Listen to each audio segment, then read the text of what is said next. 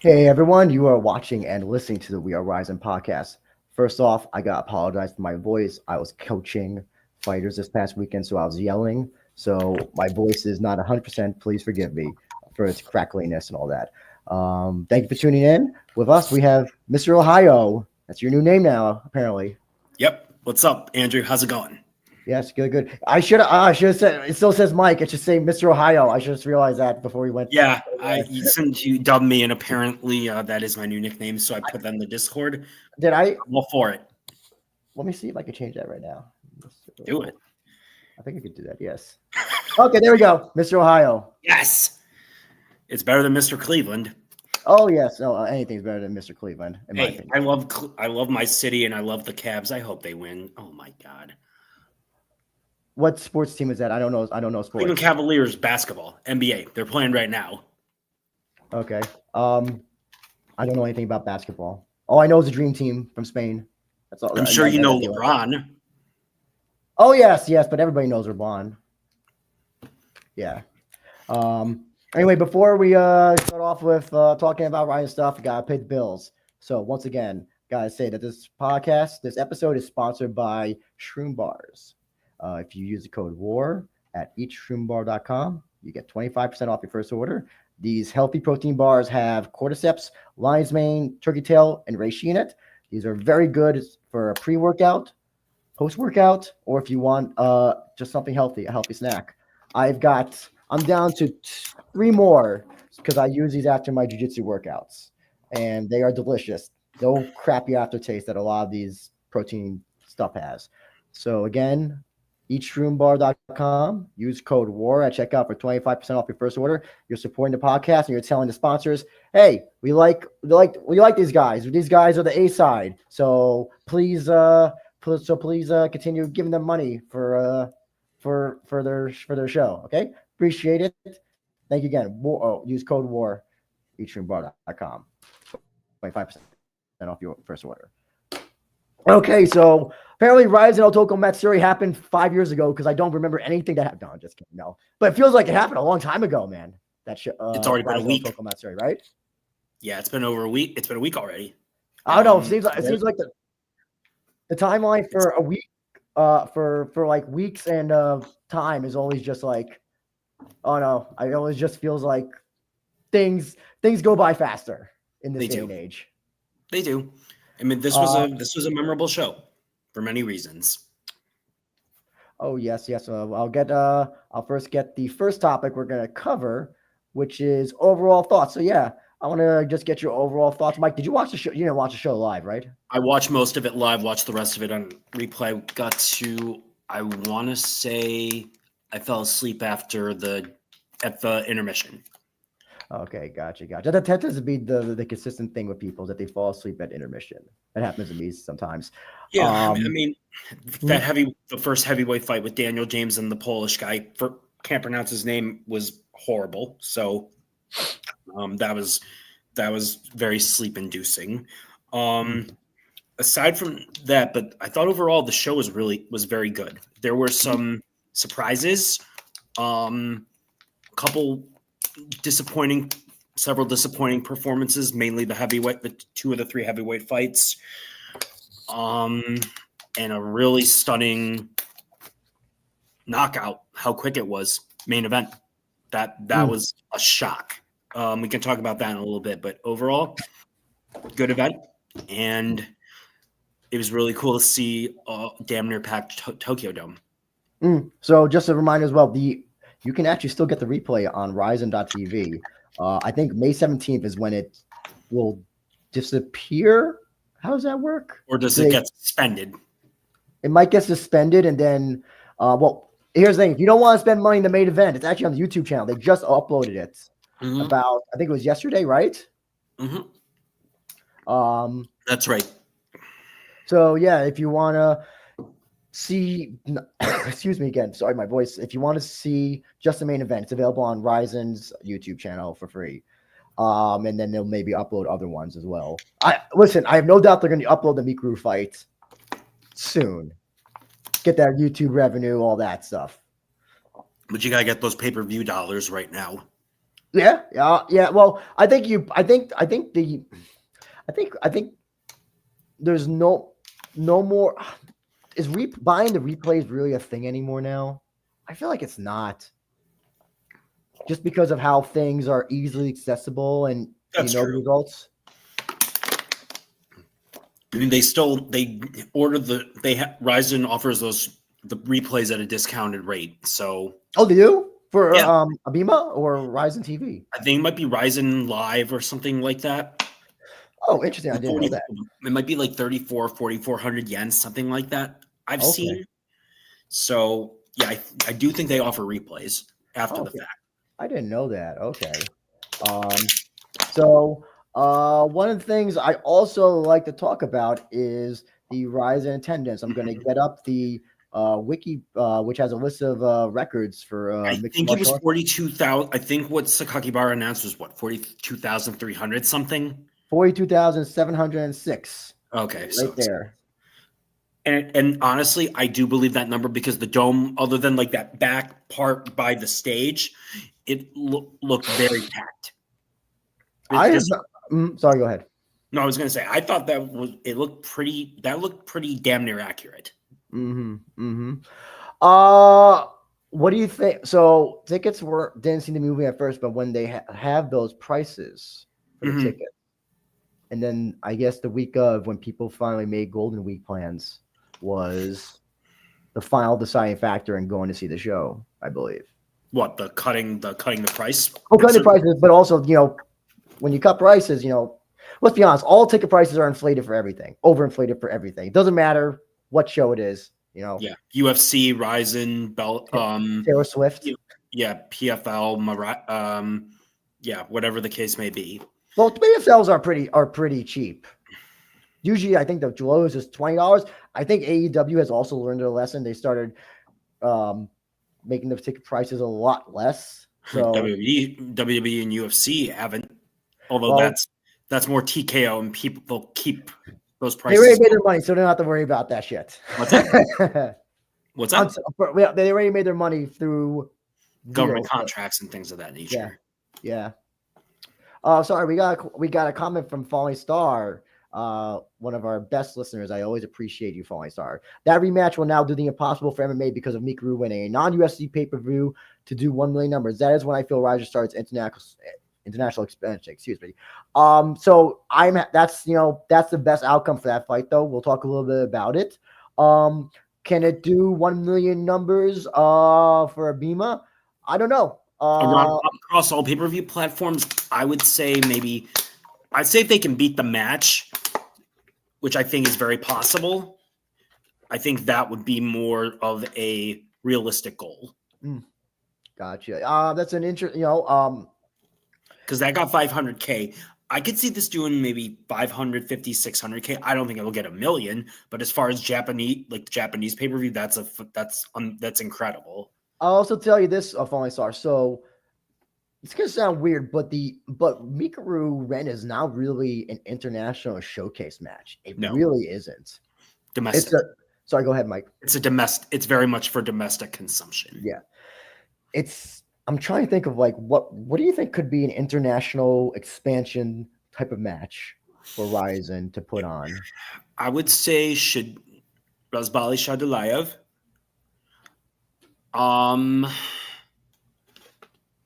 if you want to put him in with someone just to get him some exposure, you'd probably have to do an ex-UFC guy, someone with that with a reputation. I'm not sure who that would be who's not under contract.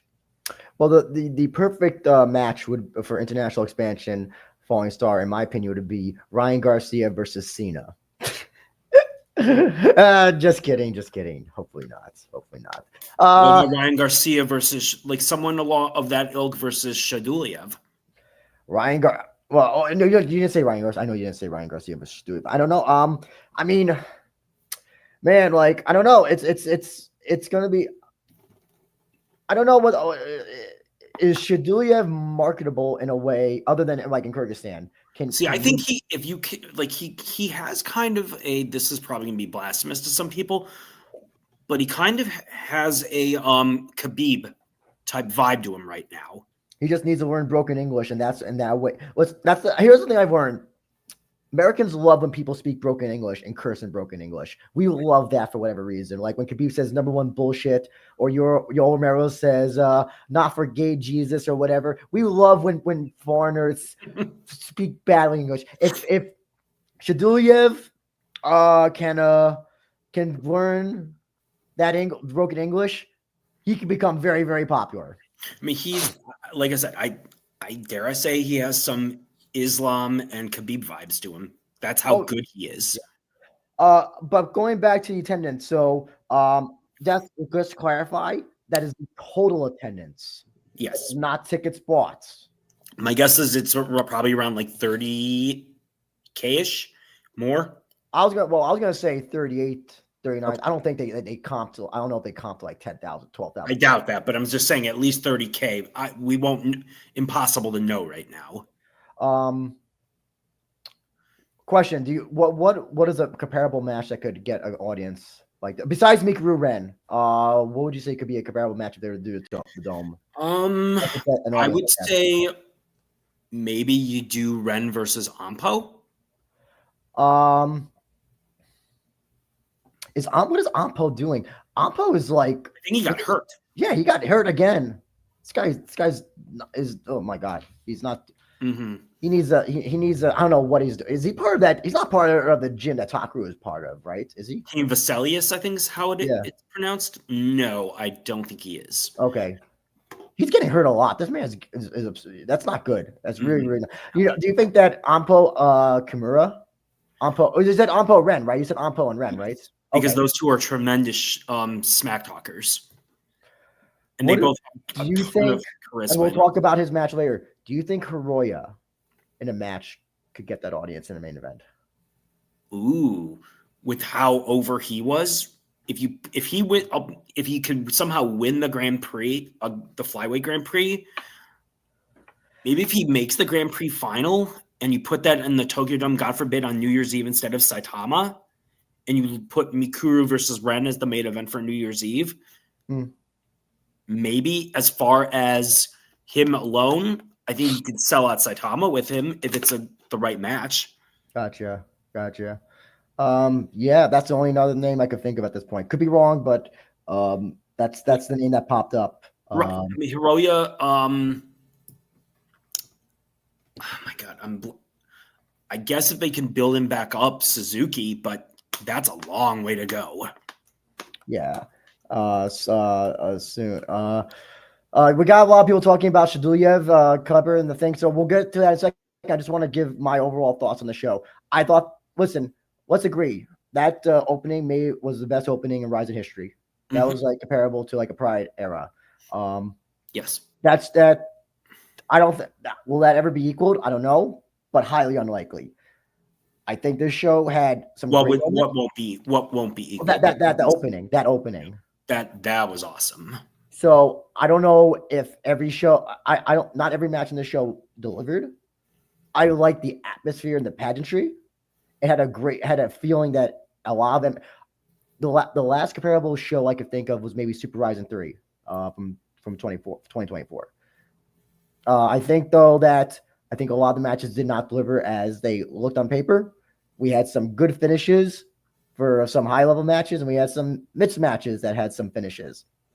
So I grade those on a curve. Do you think that 10 years from now, we're going to look back at this as a good show? I think we'll look back at it as solid. Not great, but solid. If I were to give it an overall, I'd say 7.5 out of 10. And I think that's because of, I think the pageantry, I think the atmosphere was great. Yeah. It was something that was, we live in an era. Sorry, go ahead. It was unique. Yeah. We live in this era where the number one promotion has their shows in an empty arena, unfortunately.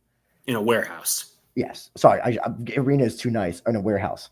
And the fact that there's a promotion all across the Atlantic, the Pacific, probably I should say, that is putting on shows, 42,000. The only other one is KSW. I don't think Octagon really goes for the whole pageantry thing, really. They straight to the point. I haven't watched I haven't watched any of Octagon. I'm not. If there's anybody who watches Octagon in the chat, please let us know how Octagon does a show. I'll be honest, I haven't tuned into an Octagon show. I've seen KSW, but KSW does it, with the weird entrances and all that stuff. They do, and all the freak shows and stuff like that. Yeah. So it definitely was a show. Would you show it to first if you wanted someone to get into Ryzen? Would you show this? Would you show this show to that person, or would you show them? I would show the pageantry. Okay. I would show that, and I would show Shaydullaev'S. I would show Hiroya. Okay. I would also show Akimoto and Takaki.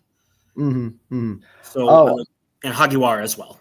Okay. Clown, we'll get to that when we get to his match. And Bartor, Octagon has done a couple stages, but they're close to UFC in terms of production. That's what I thought. Yeah, from what I've seen, because I never see anything like crazy entrance from Octagon. I always see crazy entrance from KSW, and all that stuff. So that's what I thought. Okay, that's what I thought. Okay. So Mike, you want to get into this? Oh, by the way, if you want to see the show, RIZIN.TV is replaying the main events available on the YouTube channel. You want to get into the show, Mike? So first, we got to shovel through the prelims. Prelims results. So I will get those up in a second. Honestly, the prelims two of them shockingly weren't too bad. One of them was just baffling. Yeah, so I'll just quickly read them. Futa Hashimoto, K1, representative of the Hashimoto clan, beat Daichi Akahara in kickboxing. Vinicius, we'll talk about that fight. Defeat Sakao Ueda, coach of Fire's Flow, and Yuka Nakaya from Brave Gym defeated Hiro Sasaki from JTT. Okay, really nothing much to say on the kickboxing match. I honestly thought that the first kickboxing match was really fun. If I remember right, there were multiple knockdowns too, or someone Asahira. I can't see the name, but I'll try to zoom in for you, man. But go ahead. Sorry. No, I think he got dropped 2 or 3 times, and then he ended up hurting his opponent, Hashimoto. Because this was just a really fun fight, and I'd like to see both of them back, honestly, or at the very least on like a Rise show or something of that nature. Sorry, I don't know how to zoom in on this thing. So it's Akihira. Either way, both of them impressed me. I really liked that first fight. Do we ever see any of these guys again who fought? That's the thing. Is like, what are we getting invested in? Depending on where we might see Futa because he might leave K1 because everybody's leaving K1. Yeah, they just lost Toma Kuroda. Yes. So who knows? Maybe future Ryzen guy or future Rise guy. Who knows? Yeah, but overall, I wouldn't mind seeing him on a Rise card or a regional landmark show wherever they're from. Ryzen will die. One of our favorite listeners has a question. How often should Ryzen put on a representation on that scale? Every big New Year's Eve summer event? Yes. I think so. This show is weird because it's not a number show. It's not Saitama. It's not New Year's. It kind of like exists on its own plane almost. So if this is an anniversary show, if you want to call it an anniversary show, let's go with that. 10-year anniversary show maybe, or 10-year special anniversary maybe. Even though that's not when Ryzen had their first show. But I think a show like this, I don't think you could bring Mark Coleman and Kawajiri and Genji Omeno and Kandori and a bunch of other people. And Yuri. And Bara as well, doing the fondoshi, hitting the drums, whatever. I don't think you can do that for I don't think you want to do that for every show almost. No, this show cheapens it. It cheapens it. And listen, if you want to get Jiri back, he's going to be fighting for that title soon probably, or he has a fight coming up or whatever. And I don't think Mark Coleman, did you see Mark Coleman barely can make it down those stairs? Yeah. Oh my God. I thought the poor man was going to fall and break his hip again. They had some weird people. Why did they have Genji Omeno? That was so weird. They had drums, so no big deal. Okay. I thought Dory being there was weird. Well, she's Rise. I don't know because she poured into Japanese women's MMA. I get Jiri, I get Coleman, but some of them are like Ishiwatari. Oh, by the way, Ishiwatari, he's been a Rising guy for a long time. I kind of get that. He was in the final. Jiri, who's a legend in the sport, so I get him. Yeah. Did you see that Kawajiri and I forgot who it was walked to commentary in their fundoshi? I think they did. I did. I thought that was hilarious. Yeah. Osaka. Oh, Kosaka. Yeah, I forgot Kosaka was there. Yes, yes. By the way, let's just give props to Damian Brown and Michael Schiavello for great commentary as always. I thought they were good, although I thought there was one fight where I thought Damian Brown's commentary was not great. Okay, you can mention it for that. Yeah. Oh yeah. So yeah, and then I got nothing to say in the kickboxing match. To quote a good friend of ours, it is what it is. Vinicius versus Takao Ueda. This was freaking bizarre to say the least. What the hell? So King Seal had a good point because ZST. So this guy only fought in Zest, and they have different rules. There's no strikes on the ground. I think, if I remember right, with Zest. I could be wrong. So maybe he didn't know that. Like maybe he legitimately didn't know that. Maybe he was dumb and just was like, I can just win. I can win by just shoving my ass in my opponent's face. It was baffling. There had to be no soccer kicks or knees allowed because Vinicius didn't do any of them, or barely any, if I remember. Yes. Right. Yeah. Well, I wonder if they're allowed, but like only one's allowed because he did do one and then he didn't do it again. I don't know exactly how they do these deep rules, weird rules with the 2 5-minute round things, but they're definitely. I don't know how they I know for one of the matches that they did in the past, there was no soccer kicks allowed. There was no ground offense allowed. So I don't know if this is just a thing like where they both agree to it, but they're just doing under different rules or different rounds, whatever. So I'm not so sure. I don't know what I don't know what Ueda's thing was what he hoped on accomplishing, but yeah, if you want to see a match where a man shoves his ass in his opponent's face for the entire time, he should have done. Vinicius should have just did the Spartan 300 kick to him, like when he started doing that. That would have been a viral moment. I'm actually surprised the fight did not go viral for just like that. You kind of like crazy things. Like, it was like, well, it's not Vinicius's fault. I don't think so. That Ueda just had nothing. Yeah, like Jesus. And Nakaya versus Sasaki, I really got nothing to say on that. This is a fight that I would have put on a deep show. That's just me though, but it was, I think if I remember right, it had some type of tie to breaking down. Yeah, and one guy's JTT, the other one's Brave. So it's just like there you go. If we ever see it again, I don't know if we'll ever see these guys again, but listen, they'll be booked on a deep show coming up because that's how they do it. By the way, as well, I forgot to mention this.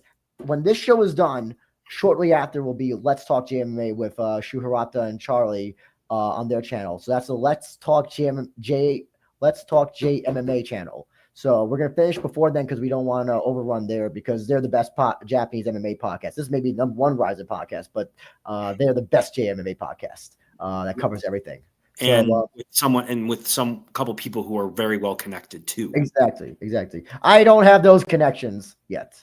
Rise will die said, do you think Baro and Shinto, I think you mean Shingo, try to appeal the food Joshi audience by having Ueda express towards Vinicius? Maybe, yeah, possibly. If that gets the women to come in, why not? Just show ass, show that. It's a free market. It's free marketing. Yeah, it is. I guess I'll ask as well. Is there anybody who out of these 6 who you'd like to see again? The 2 kickboxers. Okay, fair enough. In the first match. On the first match, yes, of course. Okay, so we're actually going to get into the actual meat of the card. So we're going to start from the top up. So I know a few of you had some comments about Shaydullaev versus Kleber. Shaydullaev winning the belt in the first round. So let me go back to some of your comments. Whoops. Let me see. Zam Bibler, I said early stoppage. Ricky Stinkle said I was shocked by Shaydullaev. Oh, Falling Star also had a question. What he may after the huge Japanese pay-per-view sales of the rematch that RIZIN uses huge profits. Oh, to fund its expansion. Okay, I see what you're saying. Okay, gotcha. The thing about it is you better have a damn plan if you're going to try and do that. Always have a plan. But yes. That will drain your coffers very quickly. Pride tried that and it sped up their death. And other things as well. I'm saying, but that was one of the main factors that they could have survived a little longer. I think if they had stayed in Japan. Yeah. But we'll see what RIZIN does well, that extra money. But yes, building other divisions and their roster would be a better idea. So Shaydullaev, another finish, first round. Yeah. There's the reason why I titled this. I titled this episode, "This is Shaydullaev's world. We're just living in it," because I am convinced this guy is going to be the next big killer. And well, I don't need to say he's next. He is the number one killer in MMA that people are not talking about. He's the best fighter in the world outside of UFC. Yes. You could make an argument for Parnes from KSW, maybe. Mm-hmm. He's really good too. I know I've seen clips of him before. But yeah, Shaydullaev, to me, this was a stunner. I thought he would beat Kleber. I didn't. I thought about it. I went with Shaydullaev after I thought about it, but I didn't expect him to finish Kleber in what? It was like minute 5 or something like that. Minute 32. And the first time Kleber's ever been TKO'd. Yeah. I mean, well, we have been saying for a while, even though Kleber's stand-up is solid enough, the one thing he does, cardinal mistake, keeps his chin up. Mm-hmm. Shaydullaev, boom, straight right hand. Done. Yeah. He kind of did the ass up. You know, he rolled over and then the fight. So here's the other thing I want to ask. So we did have an interest, you know, like you said, Zambibor, you said that early stoppage. There's been some, I don't know, kind of wonky stoppages in RIZIN. If you want to consider Gustavo Satoshi, we could consider that. If you want to consider Ota Sabatel on this show as well, I think a little argument could be made for that. So what do you think? Kleber after this fight said he was disappointed in stoppage because he thought it's a title fight. You know, wait until I die. I get that. He was not. I thought he was out. I thought he was out for a second when the ref stopped the fight, and then I think he woke up immediately. I think that's what it looked like to me. Yeah, it's very. I don't know what to say. You know, I called the Gustavo Satoshi match not a bad stoppage. It wasn't a bad stoppage. It was an early stoppage. It was. This was not an early stoppage to me. If someone is out for even a second, I say the ref is well within their rights to stop the fight, because we've seen fighters wake up and come back and win after that happens. We've seen that plenty of times. But if a ref stops the fight, I'm not gonna argue with that. Because Kleber was out for a second. He was legitimately. He was out, and then he turned over. He did the Kleber thing. He was gonna pull guard like he always does. And then, I know. I mean, you have just got boom, boom, over. So I think even if it hadn't been stopped there, Shaydullaev would have stopped him. Kleber was done. Like I said, I don't think it was a bad stoppage. I don't think it was a bad early stoppage. I think it was a fine stoppage. But it is happening a lot with a referee. So this is kind of like, this is why when people say RIZIN is pride, and they're just wrong, because it is, apart from the fact that it's entirely different promotion, different whatever, the referees seemingly here in RIZIN and now modern JMMA are not. There were fights in Pride where people were stone cold, beat the holy hell out of their opponent, and they wouldn't be stopped. Yes, and they should have been. Yeah, and this is not happening now. I think this is happening because the JMOC they've changed a lot of things. There's now actual training, and there's actual stuff that goes on, referee training, all that stuff. So I think it's interesting that it ended this way. I don't know what if they continue, because here's the other thing. We had the Augusto Cesario match where Cesario fell face down. He must have been knocked out for like a split second, and when he hit the ground, he woke up. But the referee was about to jump in. So what do you do in that case? We have seen fights where somebody gets knocked down and they fall down. Here's a famous fight: the Robbie Lawler Nick Diaz fight, where he got chin checked. Robbie Lawler fell face down, but was immediately getting back up. But the referee ruled. That's how I think it happened. Somebody corrected me. And then I think Robbie Lawler fell into the fence after the case. If I remember right. Okay. I didn't know about that. I didn't know about that. I could be wrong. I might be thinking of another fight, because if I remember, it was a right jab, and Diaz It was a jab that just like took him down. Like it Yeah, was just and then and then it was stopped, and then I think Lawler came back up and was protesting the stoppage or something like that. Yeah. But I thought it was fine. Like in that situation, it really is a split second decision. It really is. I don't blame them either. I don't have an issue with the refs doing it either way. I don't blame Kleber also. I'm pretty sure you want to go out in a shield. Oh, I'm sure, but that's ultimately the fighter has to be safe from themselves sometimes. Yeah, I get it. Oh no, listen, I coached the amateur MMA this past weekend. I got to listen. You want to talk about mismatches and fights being stopped early? Yeah, there's a lot of that shit happening. I mean, and there's feelings on. Sorry, go ahead, Mike. Go ahead. I was going to say, as far as like mismatches go, I know this is going off topic, but yeah, there are mismatches in RIZIN, like there were mismatches in Pride. There are mismatches in UFC. There's mismatches everywhere. Oh yes, it's called, but I would also argue that that's strategic booking for. Oh, of course. I'm just throwing it out there. Yeah. Falling Star says feelings of Bar confirming PFL talks is mixed because they're the ESPN reach for RIZIN, or RIZIN can roll pay-per-view price because it's not working with network raising prices. All we know is that they had talks. Listen, that can mean anything. You know, I don't. When you have talks with somebody, it means nothing until I see something concrete. It could just mean a business thing. You know, all Sony and Microsoft have talks to each other all the time. Does that mean that they're going to be doing whatever? No. Sorry. Collaboration, something like that. It could mean that. It could mean anything. Just mean like, hey, you know, can we use your fighters when they get eliminated from the tournament? You know, RIZIN's maybe negotiating that. Until I see something, you know, it's just talks. Yeah, that's what it is. I mean, as for them, they wouldn't go on ESPN. They wouldn't go on ESPN. By the way, that's a totally separate thing. ESPN, I don't know. Yeah, first of all, I also don't want to go on ESPN because I hate ESPN. Their app is shit. Their app sucks. It's a fucking travesty that the number one sports channel, app, whatever, cannot get their fucking shit straight. And their app isn't so infuriating. I'm baffled. Sorry, Mike, go ahead. No, I was going to say on top of that, to piggyback off that, it's the second worst sports app. You can take a guess which one's number one. What is it? Is it UFC Fight Pass? No, it's DAZN. Oh, yes, that one. I totally forgot about that one. Oh, Muhammad, good friend Muhammad, thank you so much for joining. Appreciate it. I was impressed how Shaydullaev was able to stay calm and relaxed being the main event at the Dome. One scary man. That's the other thing. This guy, biggest audience he's ever fought in front of, and fighting a guy like Kleber looked like another day in the office. Oh, yeah. You know? He's just his poise for, I think he's 24, 25? Yeah. That, man, he's just a machine, dude. Yeah, listen, and we knew it. Listen, and the big question is how it wasn't going to be if, but who's going to get the finish.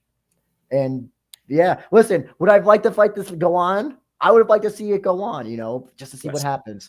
But, you know, Shaydullaev won fair and square, in our opinion. Now, question is, Shaydullaev, apparently he's still signed to a contract with RIZIN. That's what Sakaki Bar said. He's not going to be pushed by UFC. Let's take his word for it. Not yet. Not yet. Let's see who would be the next opponent for Shaydullaev. Let's assume that's a championship match. Now, here's the thing. My belief is I think whoever wins between Kimura and Karamov will probably face him. That is what my belief is. That what they're going to do. I would agree with that. So that's what that's how I think they're going to do it. I think that would be a good first title defense. Do you think maybe because of how long Kleber had the title, do you think maybe they'll circumvent that and maybe do a rematch, an immediate rematch at Saitama later this year? Maybe I could see that. They could always use a premature stoppage as a out for Kleber, so to speak. Yeah. Now, if that doesn't happen, what do you do with Kleber? This guy has been on top for so long, and he's finished all of his wins in RIZIN, and has except for one. Sorry. What do you think is next for Mr. Kleber? Well, maybe this is too ambitious, but I would put him in with another loser, Ryo Takagi. That's interesting because you have the Chihiros. Well, I don't know. because and if there's another factor, he's a training partner of Chihiro. Yeah, you do have that little story there. I like that. I wasn't thinking that. I was gonna say for shits and giggles, see if you could get Daisuke Nakamura to come down to featherweight. Because I think they're gonna give. I think they might. Do you think they'll give him a layup for his next fight? I don't know. Maybe, but who would you do? Who would you put him in with? I don't know. Maybe Majima. They already fought. Well, they fought years ago, and Kleber starched him. Okay. I forgot about that. Would they? He's already fought Hagiwara. Would they put him in with the loser of? So also here's the thing I've come to learn. RIZIN doesn't like the book like we do, where we try because they don't have rankings. They don't do loser, but they do the story thing, which is what Hafiz said on the podcast. They book him in with like maybe Sasuke and Kolesnik, the loser of Sasuke Kolesnik. Oh, that'd be interesting. Now, is that lightweight though? I thought that was lightweight. That was a feather. I could be wrong. I thought Kolesnik's a featherweight. You might be, but he also fight a lightweight. Muhammad has a good thing. I thought it was a featherweight champion. Maybe I'm wrong. I don't know. Muhammad has a good point. Has a good thing. Shaydullaev'S Dalbeck would be a fantastic fight, but they won't face each other. Yeah. So that's kind of true. They said that they would not like to face each other, but money talks. If that's the case, if they are willing to face each other, then that's the fight to make. But I was assuming that they weren't going to fight. Me too. Dalbeck also said he wants to go to 135 as well. But can he make the weight? Oh yes. So apparently he used to be at 135 at the beginning of his career. Okay. I think he could do it. I think he'll be able to do it. He'll need to eat less lamb though, in his to make that weight. But yeah. Listen, I think you gave a good point. Ryo Takage, Sasuke, or Kolesnik. Hey, where's Nazimov? I keep on saying this. Where's Nazimov? Yeah. Where is he? Speaking of which, yeah, is Nazimov versus Kleber. Sorry, is he hurt? I don't think he's hurt. I think he's yeah. Let's get some Nazimov in there. What about Kleber? Oh wait, oh, they're gonna probably do Sora at the Sapporo card. Yeah, Sora and Suguru. Why not have why not, if they win? Why not have Sora Suguru Ni face Kleber or Ryo Takagi? Have one of those two fight. You know what I just thought? The two jiu-jitsu guys, Kleber versus Takeji Okayama. That'd be a fucking fun fight. Or you know what? Just get fucking Imanari in there. When you can't think of anybody, just fucking Imanari versus Yokoyama. Well, what about Imanari versus Koike is what I'm saying. Just because he's a de facto guy who's like, oh, when you just can't think. That would be fascinating. Yeah. For various reasons. I think it'd be great. But yeah, new champion of RIZIN featherweight, Shaydullaev'S. Hopefully we see a bunch of title defenses before he goes to UFC. Hopefully he doesn't go to UFC within the next month or whatever. So hopefully RIZIN realizes that they have probably second best featherweight in the world right now. And they should keep him. Yeah. Next fight, co-main. I thought Mikuru was going to win. I didn't think it was going to be this way, but that doctor stoppage, which I thought that was a bad stoppage. It was a bad stoppage, and I have some issues. I'll give some context. So this past week, like I said, I coached some fighters. There was an amateur fight where one of the guys in third round got, I don't know, I forgot what strike it was. But he did the thing. Well, he obviously injured his eye. He blew his nose and it started swelling. This is amateur MMA in the Midwest, and they let the fight continue. They didn't stop it. His eye was like out of a cartoon. They didn't stop it. This was a little cut above here. Now, after the fact, Shihiro looked bad. But this is the other thing is that it's still why this is not pride. They are not letting these fights go on with these cuts. And I thought after leaving Fuji TV, this bullshit would stop. They could have let that fight continue on. I don't think Suzuki would have won, but he had a chance. Yeah, a chance. And I always say, if you can give a chance without the fire getting extremely hurt, go ahead. But they stopped it.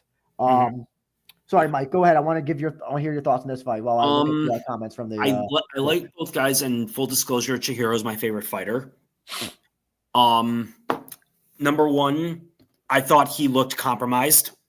I think that was pretty damn obvious. He wasn't recovered from Doubtbeck.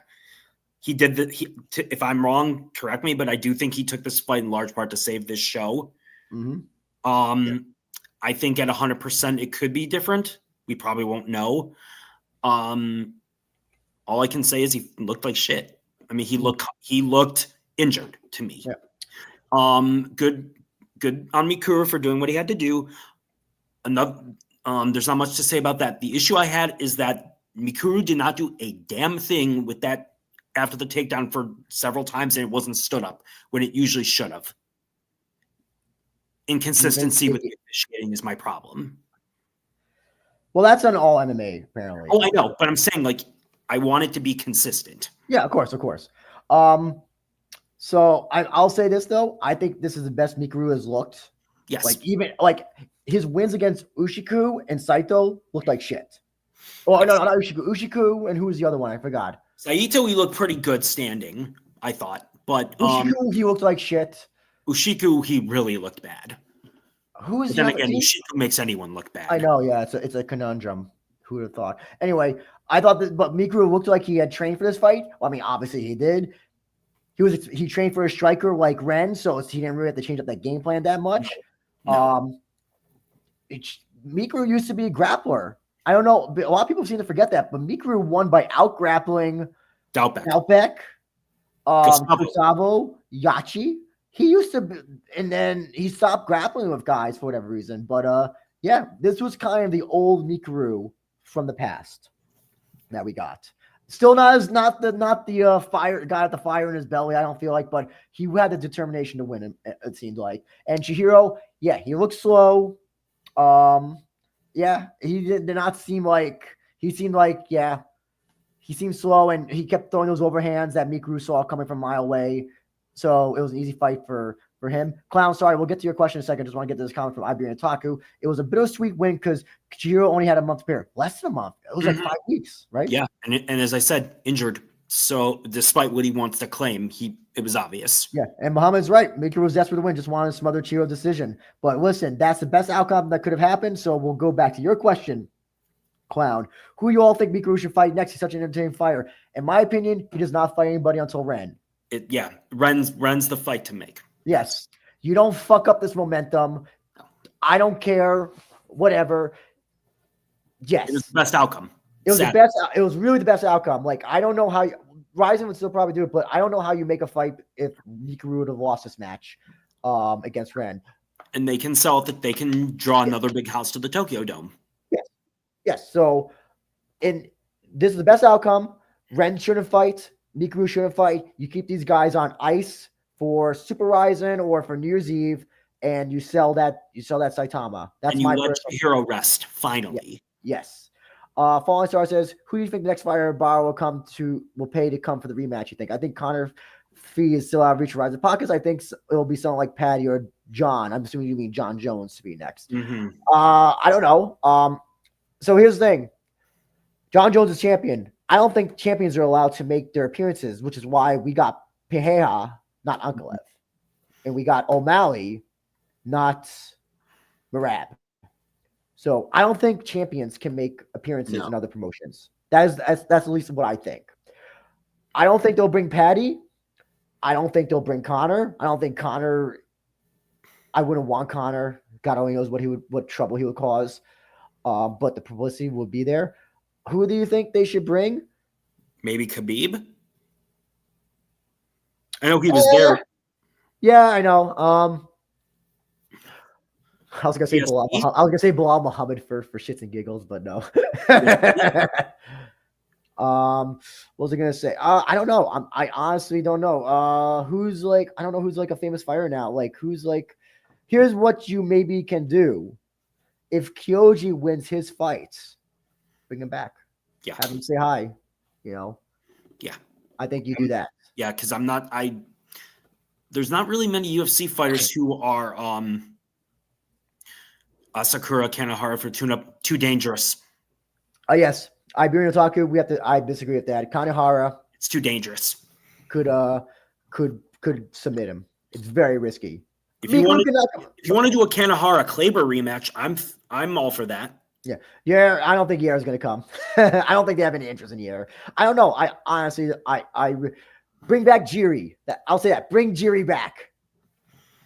I don't know. Crone Gracie. I don't know. I'm running out of names now. Or Cape. Bring Cape. And how about Andrew? But what about Kleber Kanehara rematch? I think that's fine. Kanehara though has gotten a lot of shit lately. For what? Apparently he's shitting on a lot of fighters on his YouTube channel, like insulting them, whatever, something like that's happening. Any particular reason why? I think he's just in old man mode. Okay. I'm fine with. I don't know. Kanehara Kleber rematch is almost too soon. I feel like it's been almost 2 years. I feel like it's been shorter.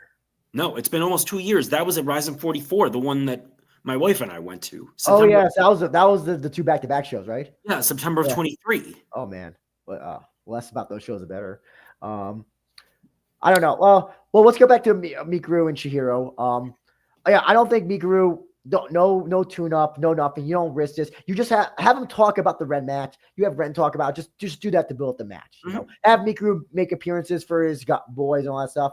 Suzuki, if you want to do, Suzuki kind of already fought. I forgot about that. Listen, I think Suzuki. I don't know. What would you do? You know what you might want to do? I don't know if you'd be okay with this Suzuki versus Shoji rematch. I think Suzuki That's could be exactly Shoji. Honestly, and I swear to God, I was thinking the same thing, Andrew. It makes all the sense in the world, and it gives Chihiro a chance to avenge a loss, and I think it's an easy win. Yeah, I think that's interesting. I think that is an interesting story behind that. I would like to see that rematch. I think Suzuki can beat him in a rematch. Honestly. Easy. Because would you do Suzuki versus Nishitani, who we'll talk about? Is Nishitani still in MMA? I honestly don't know. Don't know, but Chihiro is too valuable to them to throw to the wolves again. I know. So hopefully that won't happen. Won't happen. Yeah, well, it probably will. He'll also let him. Maybe he'll defend his knockout title finally. He hasn't defended that knockout title in like 3 years, right? A couple years, yeah. But knockout, some of that stuff with that promotion's inconsistent, like with K1. Not to mention, we can't even watch knockout anymore. It's because it's on you next. Well, we can't watch K1 anymore. So we can't watch K1 at all. At least, oh my God, that's another story for another day. Yep. Anyway, this fight was great. I like this fight a lot. Akimoto beat Ryo Takagi. I really thought Takagi was going to knock him out. That was dead wrong. Thoughts on this, Mike? Awesome fight. I thought both guys looked pretty good. Akimoto is such a good young fighter. He's got good stand-up. He's got good grappling. His transitions, I think, are a little sloppy, but he'll learn that in time. He's still his grappling is still, I could tell, is definitely still not there. His grappling at Akimoto's solid. It's on its way. Yeah, is what I would say. By the way, just want to give a shout out to Just Bleed fan, great member of the Discord. Thank you for coming on the A show, always talking about odds and all that stuff. So if you ever want to bet on MMA, go to him. I don't know anything about betting, so please ask Just Bleed fan for all that stuff. Sorry, go ahead. I was going to say, and I thought Takagi did really well too in all phases. I just thought Akimoto was a little better. Yeah, well, to survive Takagi is a feat. That's still impressive. I think Akimoto should stay at 145 though. I don't think 135 should be his thing. He looked, dare I say, when he fought Montoya, he looked drained. And also when you're drained and you have to deal with a grappler like Montoya, who's still a good grappler MMA wise. Yeah, It's not a good match. It's not a good matchup. I would love to see. I know we talked about Nishitani. We talked about Soji. Do you think Akimoto, Suzuki? I think he'll do that. That's just first. Give Chihiro a win first, then go from. You think they'll give Akimoto a layup for his next fight? I think they will. Yeah. You know what? Why not put him in with Nazimov? Sure, if they can de-ice them for hibernation. Sorry? Put him in with the winner of Kolesnik and Sasuke. Okay. That's interesting. I also want to see him go against international competition. So that would be a good, presuming Kolesnik wins that, that would be a good match. What about Akimoto versus Daisuke? Having Daisuke just fight the young guys. He said he wants to do that. I could see that, or have if Sora Yamamoto win. Did he fight Sora Yamamoto? No, he didn't. If Sora Yamamoto wins, I would put Daisuke with him just because of the Kenichi Yamamoto connection, UWF connection. That's it. Wait for Akimoto. Wait, hold on. For Nakamura. Oh, okay. Well, we'll talk about Nakamura when we get to Nakamura. Sorry, that's why you confused me. I was so confused. Ryo Takagi. Here's the thing. There's a guy in Pancras named Tatsuya Banbo Saika. Mm-hmm. And both these guys are strikers. I don't know. I think Yanbo can make 145. If he can, that's a really good fight. I think that's a great fight to make. I have no problem with Takagi going up to 155 as well, though his one fight at 155 was against Klesnik and he lost that. But I would love to see that fight between those two because these are two do or die strikers. Yeah, I think that'd be a fun match. Taika's really gotten better since his last fight in RIZIN. I think so. Oh, absolutely, yeah. I think that would be a fantastic match. Go ahead, Mike. Were you about to say something? No. Okay. Next featherweight match. Kyoei Hagi. Following started question: should RIZIN bring back Trigger now, but change so it'll only be international fighters? I feel it's perfect timing for new sponsors. With successful RIZIN.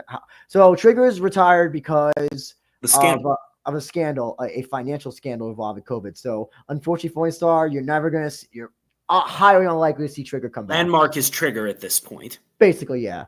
I don't think they're gonna. But he brings up an interesting thing. What about a show for only international fighters? That's probably like the World Series thing that they're kind of seem to be doing. I would say use the World Series branding for that. Mm-hmm. So Kyoei Agiwara welcomes back Taishi Nishitani fighters on that in order for it to appeal to RIZIN's core audience. It's a balancing act. Yeah. So Hagiwara welcomed Nishitani back by knocking him out. Again, unexpected. Not unexpected, of course. Nishitani retired from MMA last year to go back in Okayama, and then somehow Mikuru was like, come back to MMA, and then gets on a Tokyo Dome show. And he went on Breaking Down, beat Dark Shirakawa. Yeah. Not exactly a high feat as well. But I thought Hagiwara looked really good in this. And so the question, did he look good or is Nishitani just bad? How about both? Okay. Hagiwara said he's not going to lose any more matches. So, I mean, Hagiwara stand-up looks sharp. That's all I can really say on it. Nishitani really has no business being in MMA anymore. To be honest. Oh yeah. He must have some very popular fans or something. I wonder if he has that JTT thing where it just has people who buy tickets because he's just friends with Mikuru. Maybe. I mean, he is pop. Both of them got good ovations. Yeah. Hagiwara. I should have said this before. What about Hagiwara versus Akimoto? I don't. Knowing RIZIN, they will, but I would still match Hagiwara carefully. Okay. Yes. Well, he's now training at Tribe. He's training with Chonin at Tribe now. So. Okay, so it's a couple years too late, but hopefully he can improve and salvage something because he's got very good stand-up for an MMA fighter, and he can punch hell. Yeah, listen, him against Nii or Yamamoto, I think, could be good fights. Yeah, I think him versus Nii would be if Nii wins his next fight in Sapporo, I think that'd be a very good fight to make. I mean, Yamamoto, I'm not so sure because Yamamoto's still a very good grappler. I think the Yamamoto train has sailed by. I think that guy's no longer someone who I give a shit about. I think his last fights have looked bad. I mean, listen, I'll say it again. If you want to do Hagiwara versus Nakamura or Imanari, heck, those will be fucking fun, right? Yeah, and Hagiwara would lose. What about Hagiwara versus Majima? You think he would? Oh, I could see that. That could be a bad fight for him though, because Majima's. A lot of the Japanese fighters say that Majima's the best MMA grappler at 145. He could be, but he sure as hell didn't show it against Karamov. Yeah, well, Karamov is Karamov. So right. Nishitani, dare I say this? I have no interest in seeing him ever again. If he sells tickets, that obviously has no bearing on what I'm saying, but he doesn't entertain me. I'm not. It's just like. Yeah, he's looked bad in all of his recent fights. I'm not counting his breaking down one, but he just gets knocked out, like the Takagi fight. I will say with Nishitani, he might be featherweight. I'm not 100% sure. He's featherweight. No, but why not put him in with Naoki? Oh, Naoki will fuck him up. What do you? No, I'm talking about Naoki from the former Rise champion who just debuted. That's what I meant. Yeah, he'll fuck him up. He'll knock him out. Yeah, I know. It's hard to tell with him fighting. Was it Takahiro Okuyama? Yeah, look at all of his recent losses, not counting the kickboxing match, all finishes, right? All bad finishes. Naoki did appeal to fight in RIZIN, so if they want to build him up, Nishitani would probably be a decent option. Oh yeah, so they want to build him up, sure. I guess that's an easy win for Naoki. That's the goal, right? Yeah. It also gives Naoki some attention as well. Yeah, because he was a good kickboxer in Rise for a long time. Yeah, but also listen, MMA is a different sport. I know. So it does tell you something that so many kickboxers are transitioning, but we'll talk about how MMA, not all kickboxers are made for MMA when we get down the card. We're going to get to a portion that might be controversial for some people. We're going to get into the heavyweight Grand Prix portion. One fight obviously did not make it. It was Sultican versus Ulu. Ulu tore his meniscus and he's out. So Sultican will be facing Prince Andalou, right? Andalou and heavyweight champion, I think. Yes, and he beat my boy Kaiju Killer, so he must lose. So, what did you think overall? RIZIN's first tournament in a while, Mike. Heavyweight Grand Prix, 3 fights. What did you think? All I can say is thank God for Mikio Ueda because those other 2 fights sucked. Yeah. So let's actually just talk about Mikio Ueda knocking out. Well, I mean, I shouldn't say knocking out, but taking out Shibisai's. It was a surprise. He was very precise with his striking, as you would think from a Kyokushin world champion, but I was really surprised how quick Shibisai cracked. Yeah. So I'm thinking, was he possibly injured, or is he just? Yes. So the reason why he had such a long layoff was because apparently he injured his ACL. I don't know if that was the ACL that was injured. He was wearing a knee brace. If you remember that, do you remember he was wearing a knee brace? I don't know if he did so sometimes fighters do this when they're allowed to wear knee braces. They'll put it on the leg that's not injured, so that the other fighter goes after that because that's a visual reminder of that's the one that's injured. Regardless, he now has possibly a second ACL injury because that knee got fucked up pretty bad. Yes. I hope he recovers, but he is 34, and for heavyweight, that's a lot of weight for those legs. So Muhammad says, out of respect, Mikio didn't throw kicks on the heavily taped leg, but Shibisai is now in a wheelchair with no legs. Yes, unfortunately. I thought Shibisai was going to win. I thought he would be too well-rounded, but listen, Mikio striking is something else, man. Listen, if he fights a guy, he still can get hit though. That guy is he's still not a total package, as they say. No, but he's a lot better at MMA than I thought he would be already. Yes, I mean, Mikio Ueda's getting better. He just got listen. There's no really good. Probably the best grappler is probably Sultican. I would maybe say. Mm-hmm.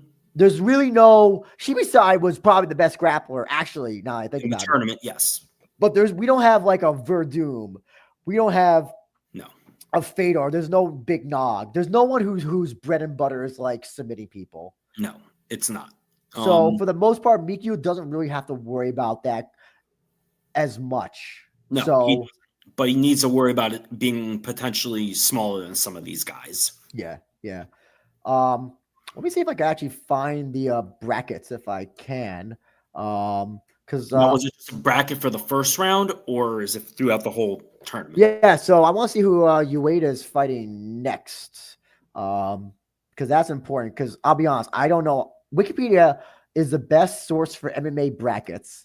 I look at them for the PFL brackets, and I look at them for It's so nice. Look at there. Okay, so he's taking on Marek Samochuk. So let's actually talk about. We'll just. What's that? Ueda's up against the Polish guy, right? Maybe his Achilles heel is Polish people.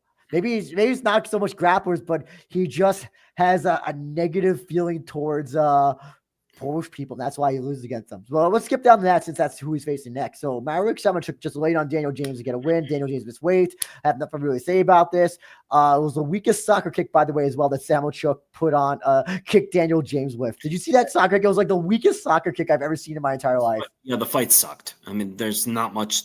Neither of them showed much. So it was heavy breathing. You ever see that meme with the cat, heavy breathing? That was this fight because that's all I could hear. That's all I could hear in this. It sucked. I mean, that's all there really is to it.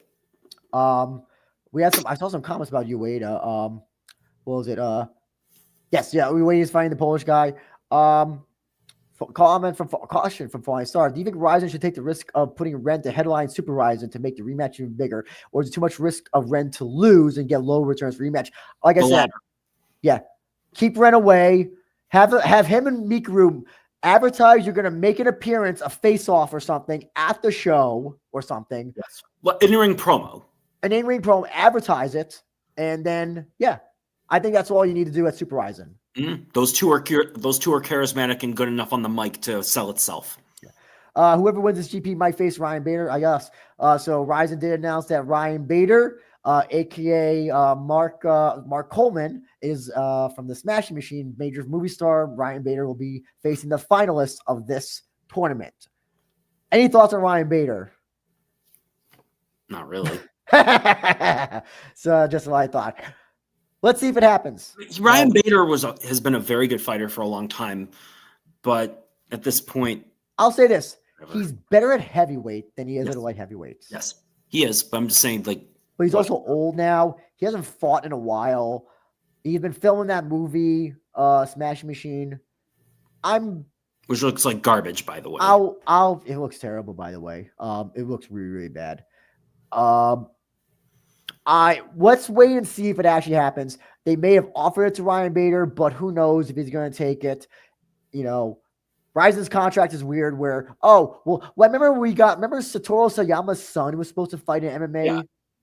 Tiger Mask son was supposed to be fighting, and he never reappeared ever again. He's disappeared. Yeah. So, I don't think that'll be the case with this, but let's wait. Let's wait with bated breath if it's actually the thing. Mm-hmm. And Muhammad says, feels like this fight is part of the intermission. I think the intermission was much more exciting than this fight. Yeah, at least you could sleep. Yeah, you got to see Potan as well. By the way, I just learned it's not Potan, it's Poatan. I always thought it was Potan. Anyway, so let's talk about the other portion. And it was Jose Augusto decisioning Sudario. Another, not as bad as the previous fight we just talked about, but still like bad. So again, let's talk about that knockdown that Augusto got on Sudario. And he face down, but got up immediately. What do you think about? Was that? You could have stopped the fight. You could have stopped the fight there. Do you think that this fight? Do you think also that took the? I don't know, not take the win, but do you think that had an effect on Augusto because he wasn't aggressive at all after that? Yeah. Sudario didn't do anything. Sudario didn't do anything as well, by the way. Yeah, so. I mean, Sudario was scared after that. And also, here's the thing I've learned is that for a guy like Sudario, front runner. No. For a guy like Sudario, who's like a sumo wrestler, you would think he would have a way to negate grappling because he has a good brace as a sumo wrestler. The whole thing about sumo is you don't fall down, you don't get pushed, you don't get bullied. And this guy does not have any good grappling at all. It's terrible. It's fucking awful. So makes Polo King look like Hoist Gracie. Yeah. So we obviously got Samachuk Ueda right now. I'll ask you right now, who do you think is gonna win that mic? I'm gonna go with Ueda. Yeah, me too. We don't know who Augusto's gonna fight until I would imagine. And Prince sorry, I forgot his name. Anadala. Mm-hmm. I would go with Soldakin on that one. Yeah. So James also said in the post fight that 2025 was going to be his retirement tour. He was hoping that he could go to the finals and retire. You ever bring him back to RIZIN? No. I have to. He did nothing to and prove miss a weight damn thing. and miss weight. Double. That too. So As well. What do you think about Sudario? I think the Sudario hype train is done. I remember at the time. I remember a few years ago we were saying this guy could be UFC caliber. Then he lost to Tafa. He lost to Shibisai. He struggled with that welterweight from Korea. That guy. He didn't look good against Kato either. No. Yeah, this guy. I think Sudario being the best.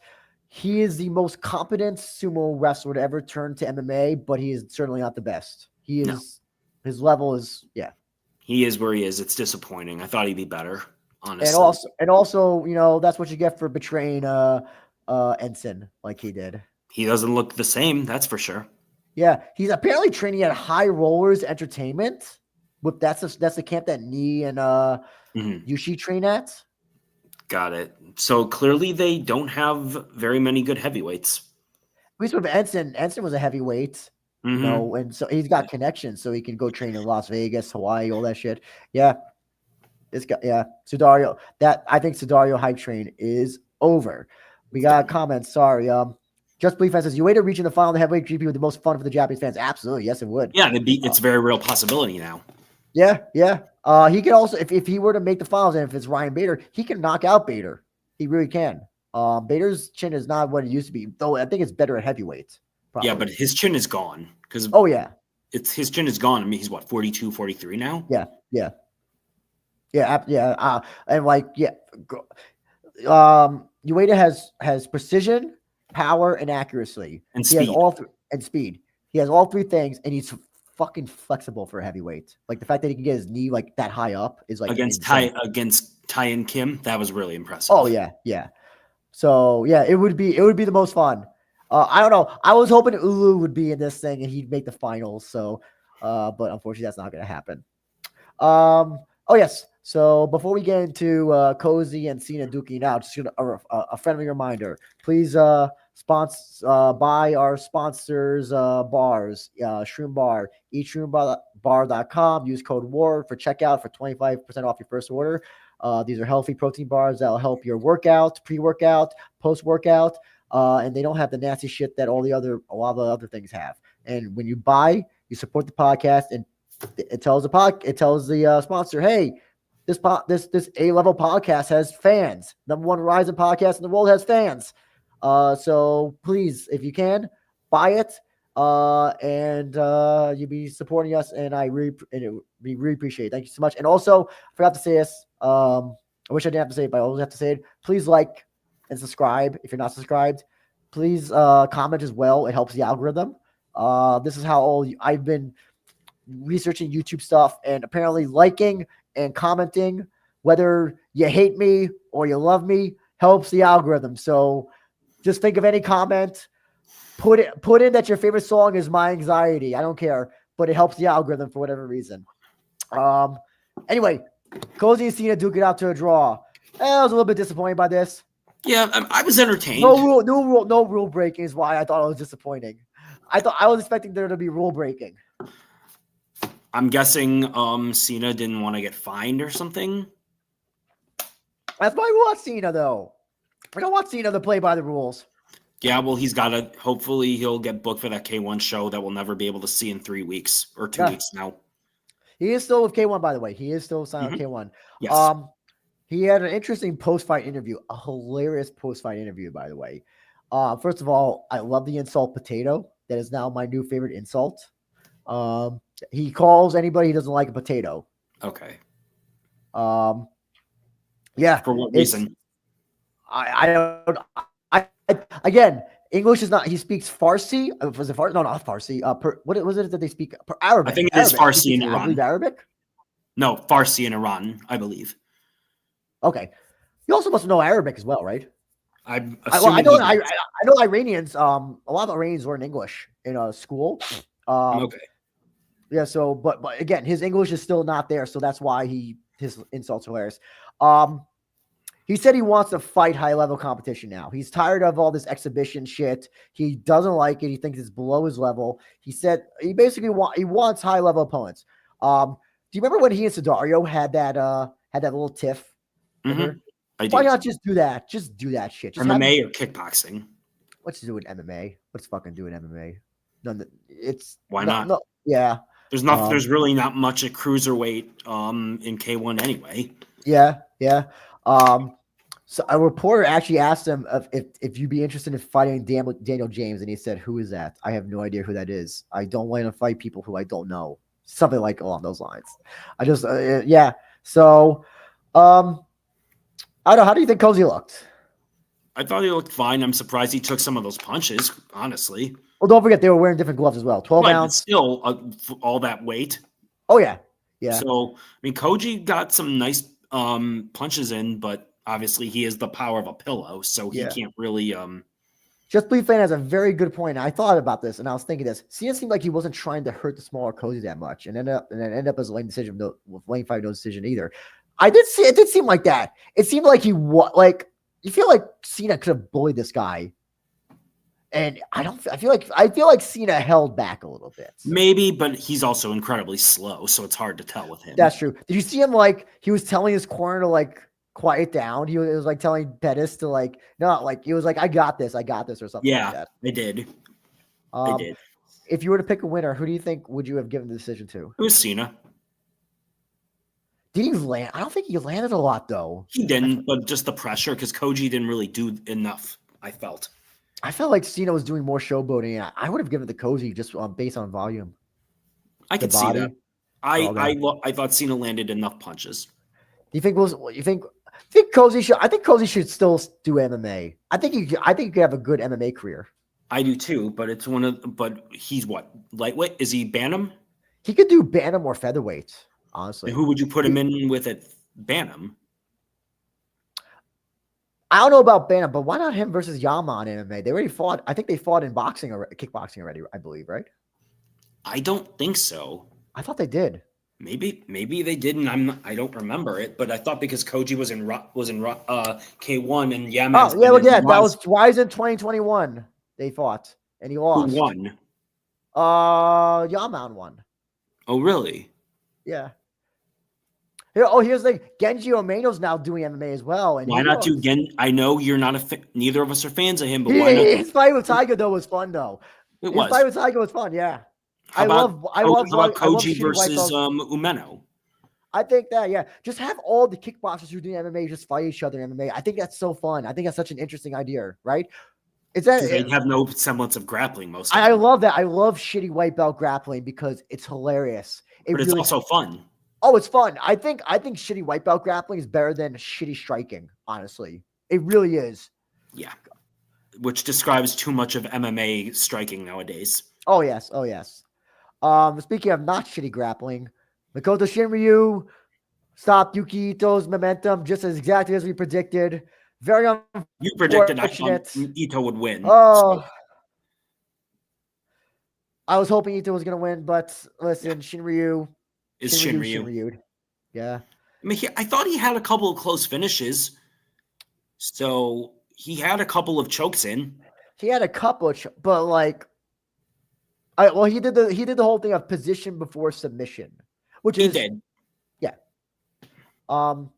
So let's presume that flyweight GP is happening. Let's presume it is. That sounds like it is. Do you still put Ito in it despite the loss? Yes. Do you put Makoto in it? Yes. What would you say if I think that Ito should be in the alternate? If you put him in a reserve bout, I'm cool with that. Would you be okay with a reserve bout between Ito and Laramie again? Absolutely. Abso-freaking-lutely. Again, I know much of an unbelievable fight. I think Kobe is not here. I think you have to have. You can't just have all exciting fighters in GP. No, I would also put Takaki Soya in the GP too.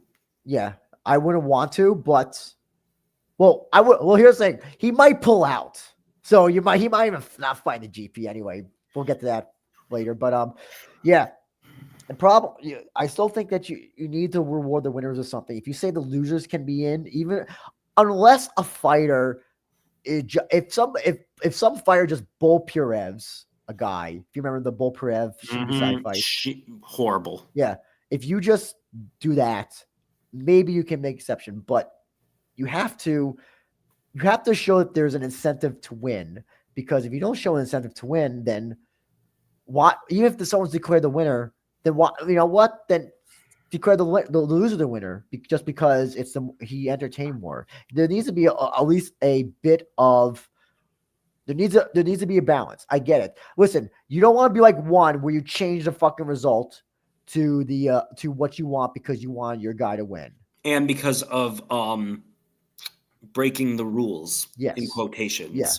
So, listen, if you wanted to do, let's just assume they do 16 brackets. Let's assume they do 16 brackets. If you wanted to do, so let's see, 2, 4, 6. If you wanted to do like one bracket, bracket A, all the winners facing off against each other, and then bracket B, all the losers of flyweight facing each other. I think that's interesting, because keep it that way throughout the duration of the tournament. Yes, yeah, because the winner, because someone's got to win in bracket B, they get a win, and they can get a streak. They can get a streak going. They're rebuilt. Possibly.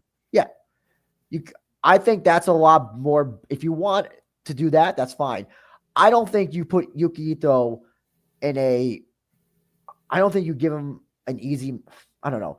I just don't think. I think you gotta just show that there's, we reward the winners with this, the losers get this, something like that. My personal opinion. I understand.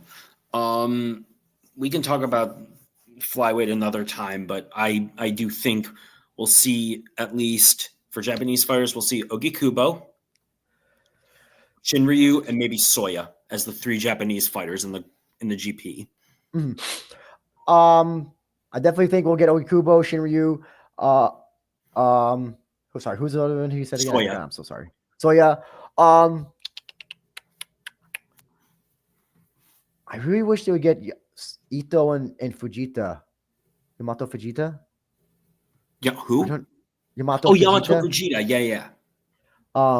If they got Fukuda's no longer at bantamweight anymore, but God, I wish he would do flyweight just like maybe this one time, but I don't think he's going to. I'm trying to think of other flyweights. Like, I think they'll put Ursan. We'll talk about Ursan soon. But he would be enough. I forgot about that. Yeah, he would be a good one. Yeah, he would be the other one I can think of off the top of my head. Do you think they're going to actually put Mokaev in? I don't know. We'll see. I wouldn't. Did you see that some people were saying that fight that he had at Karate Combat was like a work? No, I didn't see that. Some people were like, he didn't even connect with that running knee, and so I don't know. It's good that one of the promotions is getting the oh no, that fight was fake, stuff. So well, at least it's not RIZIN at this point. Oh yes. They did that with Pride all the time. Oh yeah, well, some fights were. Oh, absolutely. The early fights, absolutely. Not even fights later, like Takada and Coleman. That was one of the earlier fights at like Pride 5. Oh, I thought you were talking about like when you said earlier. I just assumed like Pride 1. There were some other ones that happened later. That maybe ones with Naoya Ogawa. Hard to say, but he was matched very carefully. Oh yes, yeah. Giant Silva on Lecco. Come on. Speaking of matching carefully, working out not the way you want to, Nakamura put an old man beatdown on Youngin Taisei Sakuraba. So, question, Mike, is Taisei fraud checked? No, I just think that is this the bold nickel moment for Sakuraba or Taisei? I don't think so. He just got beat by someone who has a ton more experience than him. You have to keep in mind, Nakamura was on a losing streak. His grappling is one note. He also went up a weight class as well, and is much older than he is. But grappling is still grappling. Yes, yeah. Sakuraba still has very little formal experience. It was the second pro fight. Like grappling in MMA and grappling for just grappling is 2 completely different things. By the way, almost 20-year difference between the two. The thing is that I I thought that Sakuraba was going to be able to negate the grappling of Nakamura because it's one note. There's just one move he always does, and he did Arm it. bars and chokes.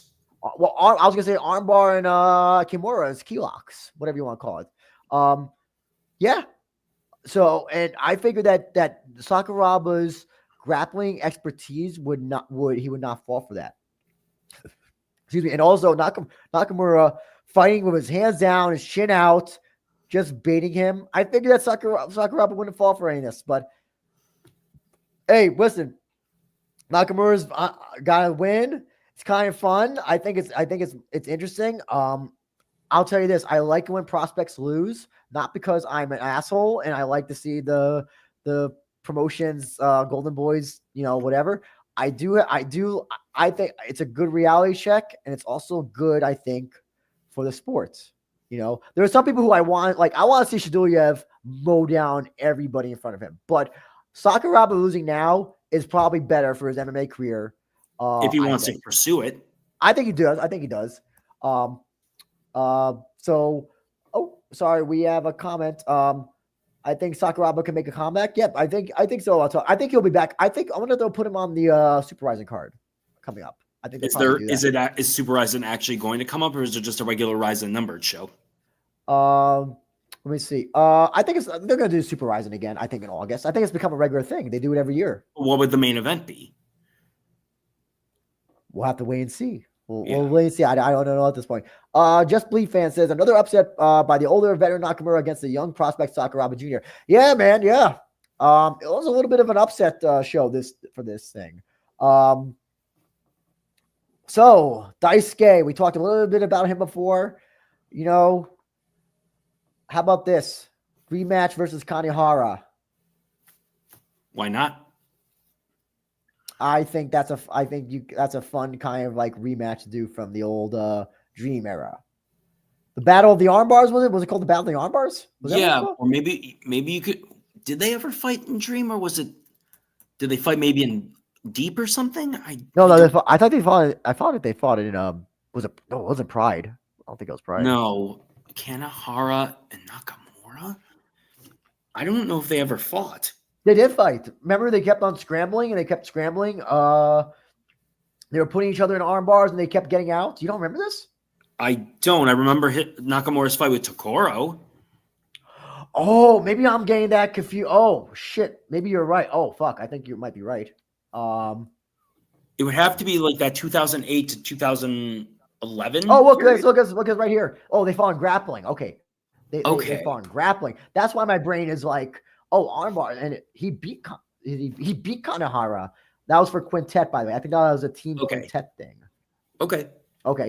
So sorry, I got MMA. That'd be a cool storyline. It really would. That'd be really cool. Yeah, just two veterans from that era going at each other, still going strong. Well, one of them going strong, one of them who's still good enough to beat inexperienced prospects. Do you think they put Kanehara against Akimoto? Do you think Nakamura versus Akimoto? Do you think Nakamura I could see them doing that, but I think they would go with Kanehara before Nakamura, because Kanehara has a better resume. Yeah. I think that's fair. I don't know if you also know, did you see that he got eliminated from the deep featherweight Grand Prix tournament? I did. Yeah, I did, and I think he got praise from Saeki for his performance, though. Oh yes, he did. Yeah, he kept fighting. He was on a shitty streak before. Just look at this, man. 6 fight losing streak, I think it was. Yeah, and he missed weight for one fight, and it was either this one or this one that he missed. He was on a 4 fight losing streak. Okay. Oh, sorry, it was this one. It was the Minwoo Kim fight for Black Combat. Look at 1, 2, 3, 4, 5, 6. Yeah, man. Yeah, remember 6 out of his last 7 prior he had lost. Yeah. Do you remember when he went in that streak for in RIZIN and Deep? I did. People were like, "Oh, he can maybe fight for a title at one point. Him versus Kleber is like a dream match."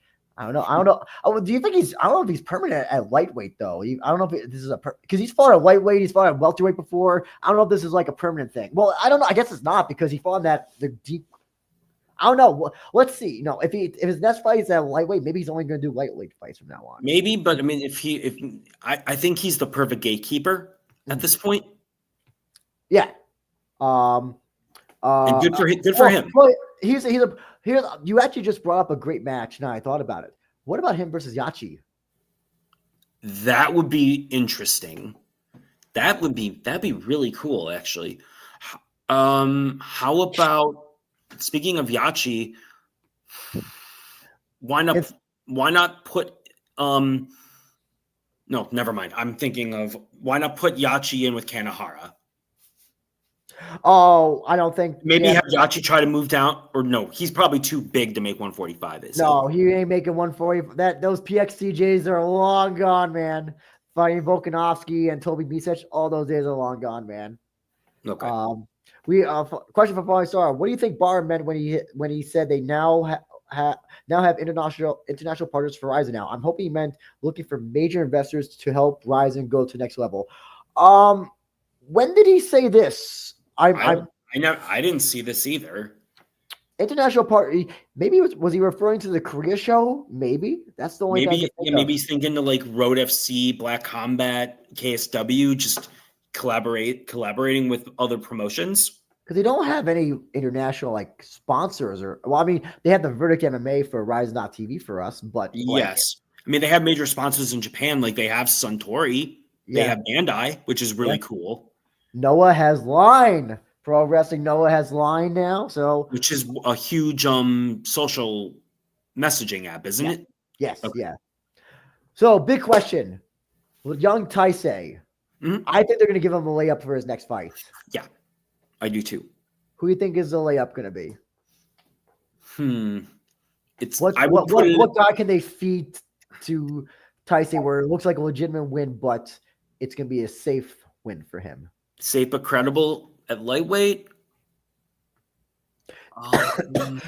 Sorry, do you think they may even try to find an international person? Yeah, they should just probably bring in either some lightweight from deep, or maybe I don't know, maybe some kickboxer who's relatively well known.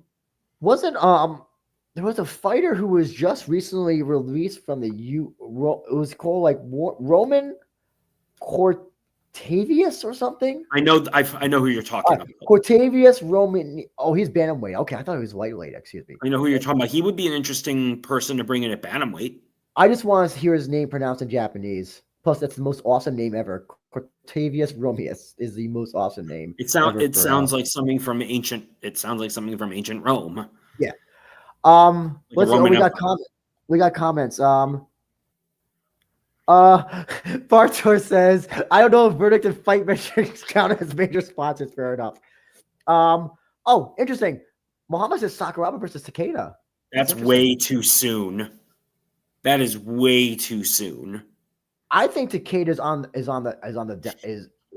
downside, but I still think that's way too soon. What about Sakuraba versus Izumi, the guy who beat Takeshi Izumi? I could see that's a good idea. I think that Sakuraba. I think that could be I just want to see Izumi lose his fights as well. I'm trying. Do you think Sakuraba could make featherweight? Maybe. I mean, he looks kind of he's got a weird body. His upper body is like really, it's weird. You know what? He has a George Sutropolis build. I personally think that he could probably make featherweight.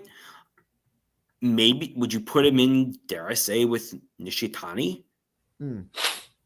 That would be an easy win for him. That would absolutely be an easy win for him. Well, I mean, someone with more experience but easy. I mean, that's kind of where he should be matched at this point, I think.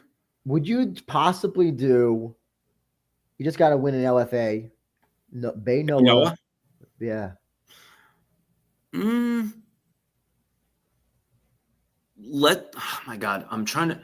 Because you don't have to worry about the grappling. No, so you don't. Obviously you have to worry about Bay Noah striking. I would say probably put him in with if not Bay Noah, put him in, just bring someone from Rise. I don't know if they're going to go that route. I don't think it's going to be like unless he starts losing all his fights like Kota Miura does, I don't think they're going to dig that bad. I think they're going to find somebody who has an okay record, but they know is not an MMA grappler or not a high level. Fabio, what's his name? The one that was supposed to fight Miura, Masoni. Oh, I think he'd be too small though. I think he'd be too small. Yeah, that fight never happened. I don't think it's ever going to happen. Isn't Masoni a lightweight? No, he's bantamweight. They're gonna do bantamweight for against him and Kota. Okay, because I thought that was supposed to be a feather, but oh no, I don't think maybe, but he's definitely not a lightweight fighter. He's definitely not a lightweight. okay. Fighter. So we have an interesting match. This fight kind of Danny Sabatella did not put us to sleep as we thought he would, and KO'd Ota. I'll also say this: I think the Ota hype train is done. Also, I can give credit to his silver medal wrestling skills. Is he Greco-Roman or is he? He's I can't remember if he's freestyle or Greco-Roman. Yeah. By the way, you said before you had a problem with Damian Brown commentary. Was it for any of the fights that we just did, or was it this one? No, it was for Takaki Soya. Oh wow. Okay. So that'll be the next one. Okay. So yeah, there was no wrestling. It was all Sabatella just punching, like beating the hell out of him. Yeah. Ota couldn't get him down. And Ota tried for that one takedown. He tried for that one takedown and knocked himself out. I don't know if he knocked himself out or it was just like loopy. Stunned him. May have been stunned, but he still seemed.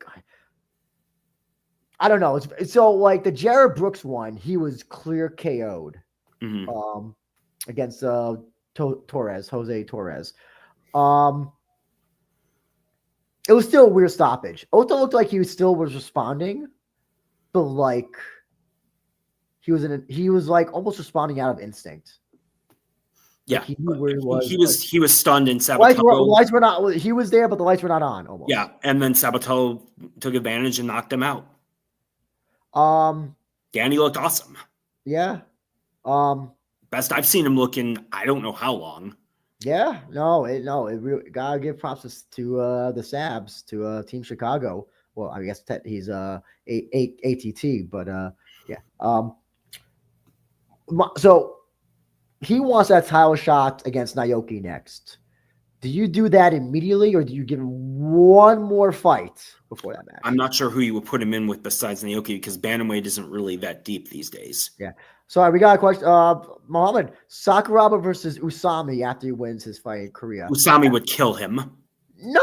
Listen, if Usami just, I'm sorry, if Sakuraba just grapples, I think that he'll be fine. But I get what you're saying. There's always a chance. Listen, if Yachi can survive Usami, I think it's possible. So it is the interesting thing. Rise Will Die brings up this. Did Ota do worse when he left Brave or when he left Brave for Black Belt Japan? I knew he trained at Brave. I don't remember when did he leave. Yeah, I don't remember him leaving Brave. But he's now at Black Belt Japan. I don't know when this happened or what was the impetus. But I mean, he looked better. What did he? I don't think he left. Did he possibly leave after his first loss? Maybe, but I don't recall ever hearing him leave Brave. I'm gonna find out about that. But no, I mean, Ota's a one-note fighter. Mm-hmm. He's a solid fighter, but he's not great. Whereas Sabatella was just too versatile. Yeah. Going back to Naoki. Anyway, do you give him the immediate title? I mean, you said that it's not that it's not the deepest division. It's not that deep. Ha ha ha. Would you possibly do contender fights? Oh, Muhammad, you read my mind. Fukuda. Okay. Yeah, that would be phenomenal. I completely forgot about Fukuda. Yeah, he just defended his title against Ushiku. Yep. I think you could do that. Yeah, but also RIZIN also is not hesitant to do immediate title shots like they did with Zulu after he beat Arai. Mm-hmm. And I think because of just how slim the division is, I have no problem with it. They go that route. Yeah, they need to build some depth to that division again. Yeah, I was gonna, bantamweight used to be the division. Now it's not anymore. But yeah, Sabatello looked good. If this is how he's going to fight in Ryzen, I welcome him. Yeah. Now wait until he gets to the big fight, then we'll see. Who knows? You never know. People, when championships come in, things are different. Mm-hmm. I'm gonna get another drink, but Mike, I want you to talk about Hiroya and Shinosuke, especially when Hiroya came out. Talk about the pop this man got. Gotcha. Well, as we saw, Hiroya knocked out Tatsuki or stopped Tatsuki Shinosuke on the ground in a little over 2 minutes. First off, the ovation that Hiroya got was insane, to say the least. He came off like a superstar. I think I can speak for most people when I say, at least on our side of the Pacific, when I was a little surprised by that. But like it was a superstar pop. There's no other way to describe it. It was incredible. And the ovation he got when he beat Shinosuke was insane. Yep. Dare I say it kind of sounded like a Seattle Seahawks game. Hiroya, despite his record, Yes. somehow is a star. Because he's got it. He's got the charisma. Sometimes in Japan, record, like the story, and to a point though. To a point, like you can't be losing all 10 of your matches. You can't go 10 losses in a row. Like that won't. Fly. No, but I'm saying like with Hiroya, one, he's got the Mikuru rub, as you and I discussed, but also he's genuinely a pretty good fighter. He's a much better fighter than his record indicates. Do you think also he's because of how good looking he is? I think I can comfortably say he's a good looking guy. Like by Japanese standards, he could be a model in Japan. Look, he's 27, I think. So look at that record. He's 11, 5, 13, and 1, and is already 27. Yeah. I mean, and clearly, I don't know what his training situation was like earlier in his career, but it's clear to me that it wasn't good. Mm-hmm. Remember he joined the. Remember they had the 3 fighters from Mikuru's team thing. Yes. I'm still not entirely think that I still think that there may be holes in his game, especially when he starts to face higher level flyweights. Yeah, but honestly, he's well rounded. Let's also be honest. The build-up for this fight was great because of the heat between these two at the New Year's Eve show. So that contributed to a lot. It was like unofficially a Ren Black Rose versus JTT, which is the best feud in MMA right now. So that also helped contribute to the interest of this fight. It did, but also Hiroya at the same time, you have to give Hiroya credit because very possible his emotions could have gotten the better of him, and he could have played Shinosuke's game. He didn't. I always feel like whenever he tries to make that mean face or that I feel like it comes off as so unnatural. I feel like that's like not a kid, like a little kid trying to play badass. Yeah, trying to look tough. I feel like that's not his personality. No, that's just my impression. It isn't. I don't think, but I think he's a tough bastard. That's for damn sure. So I think we can all agree he's probably going to be in that flyweight Grand Prix, right? Yes. Yeah. Shinosuke, this was his MMA debut. He's already. Sorry, I forgot about him. I may have forgotten about him in the Grand Prix. Oh, that's fine. Yeah, that's fine. Shinosuke has already done kickboxing in RIZIN. He's done bare knuckle. This was MMA. What do you think is going to be next for this guy? Is this guy going to do a standing bout rules next? Is he going to do grappling? Who the fuck knows? What do you think will be? I'm thinking he'll do MMA, but they'll match him with someone much easier. Do you think they will do him versus Toki Tamaru? I think that's a fair fight to make. If Toki Tamaru sticks with MMA. Yeah, because I mean they're different and they come from different organizations. Tamaru coming up, I think came up from 115 to fight a flyweight. Coming from Rise. Could be wrong on that. But you got the little K1 Rise. Well, I don't want to say Shinosuke's K1 anymore because he's never been K1 for fucking years. He's not. But that might be something. You got the Black Rose connection because Hiromoto beat Tamaru. You know? So there is that. It wouldn't be bad. You just have to find someone who can't really grapple because clearly Shinosuke just, Komei Day, one of our regular listeners, finally caught up. Saw in Japanese where that Mikuru was on Tension's YouTube. I saw that too. Mikuru said he wants to be on Super RIZIN. for in July. Well, I tell him, no, you don't, you motherfucker. You sit back, you train, get ready for Red New Year's Eve. But that's just my personal opinion. Yeah. Shinsuke Tomozawa rematch MMA. Okay, that I that's can fair. see. That I forgot that they had fought on New Year's Eve, the 2023, I believe it was. I think that's fair. Listen, again, I think forcing kickboxers to do MMA creates something interesting. I really do. When you see grapplers do kickboxing, it's fucking awful. Wait, hold on. How about Shinosuke? How about in fucking kickboxing or BKFC? His striking is fucking awesome. Yeah. Well, if he comes to BKFC, sure, but we don't know I don't know if this BKFC RIZIN thing is still going on. We haven't seen anything in over a year with this whole thing. I don't know if he wants to even do kickboxing. I feel like money. Sorry? Money. Oh, yeah. I feel like there's a lot more also as well in MMA for him. That's why all these kickboxers are going to MMA that are in the wider weight classes, because kickboxing is kind of... Or going to one. Oh, yes. Well, we don't want that, preferably. No, but I'm saying you have Yuki Yoza, who just left. Yep. So, yeah, if RIZIN and BKFC are still working, which I don't know at this point, are they?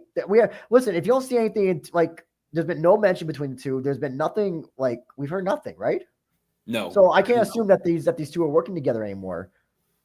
I think that BKFC wanted to do a show in Japan, but then they realized maybe this is not going to work out for us. We're going to save all the money for the $100 million Grand Prix or whatever the fuck it was. Yeah, you would think that they would have been able to sell out Korakuen Hall with Shinotsuka. Also, who knows? Maybe they couldn't get commissioned properly. Maybe. There's only been like a handful of BKFs of bare knuckle fights in Japan. Remember talking but then again, Lethway is sanctioned in Japan, isn't it? It is. Maybe Lethway Mafia have are the ones preventing from BKFC. I would say, with all due respect, that Lethway is a little more brutal than bare knuckle. Just my opinion.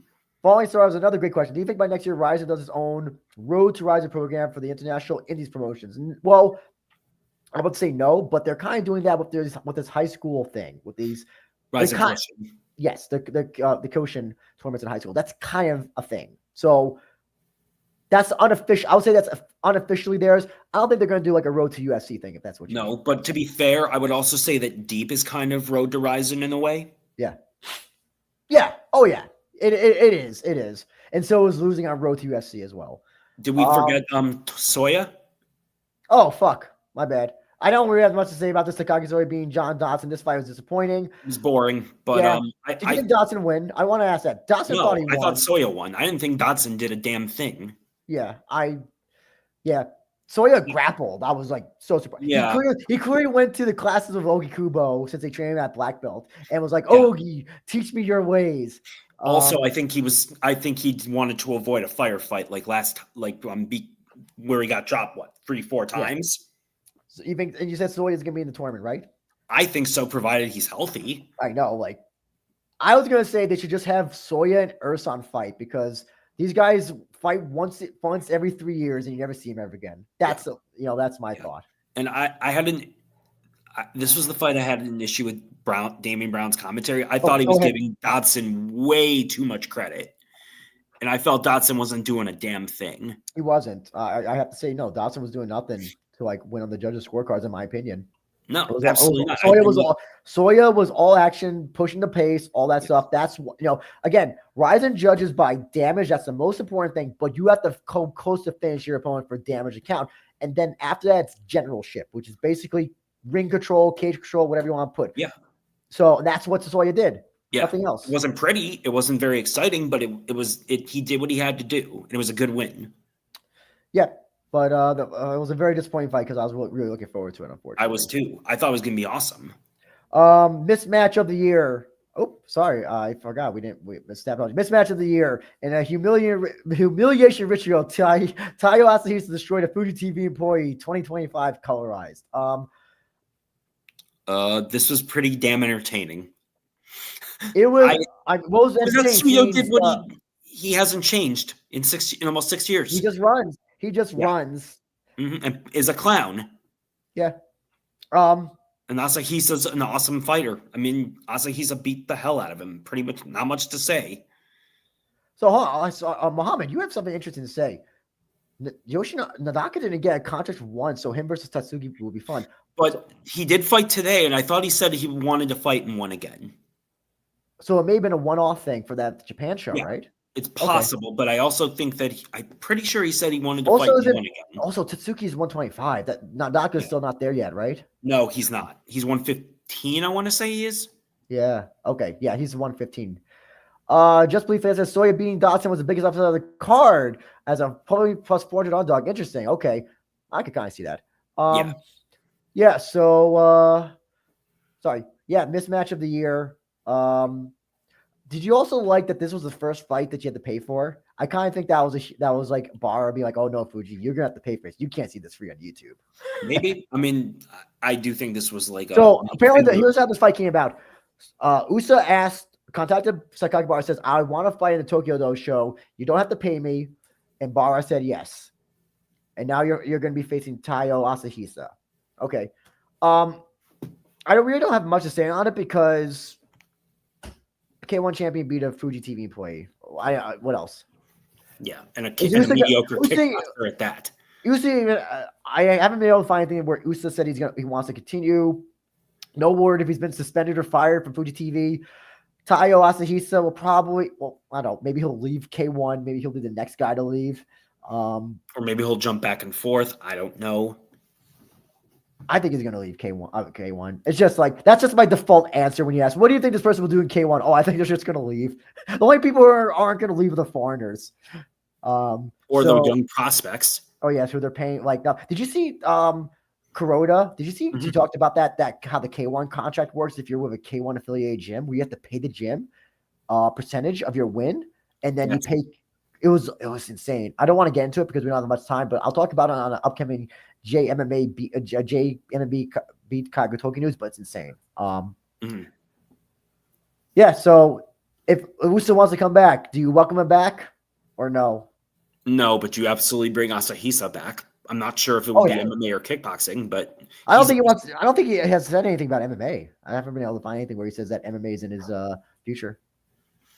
Gotcha. Yeah, but either way, he's a potential star. Like, he's really good. Oh, he's already a star. I mean, his last two losses was the Yoza. I don't say they're close, but they're competitive. They were very competitive, as I recall. Sorry, we're going to speed up this a bit because in about 10 minutes, Let's Talk JMA will start. I don't want to overrun to there. I want you guys to go over to Let's Talk JMA on YouTube and watch their show because they are the #1 JMA podcast in the world. We're #1 RIZIN. They're separate categories. Urson, guys, first sub win over Daichi Tomozawa. Can somebody in the comments also clarify, was the Tomizawa Kota Miura match, was that special rules? Because my brain says it was, but Tapology does not say it was. So if somebody remembers, please let me know. But yeah, Urson looked good. He's looked good at 125 for the most part. He'll probably be in that flyweight Grand Prix. Notwithstanding. Yeah. Flyweight Grand Prix, he'll look good. You know, his still grapplers are his Achilles heel, but you know, if he doesn't have to worry about that. Yeah. Any thoughts? Yeah, I was entertained. I thought Urson showed a more diverse ground game than I'm used to doing from him. And I thought Tomizawa did a pretty good job defending, considering it was only his second pro fight. And he hasn't done MMA or grappling that long. I thought he showed a hell of a lot more than Tamaru or Shinotsuka. That's for damn sure. Oh, yeah.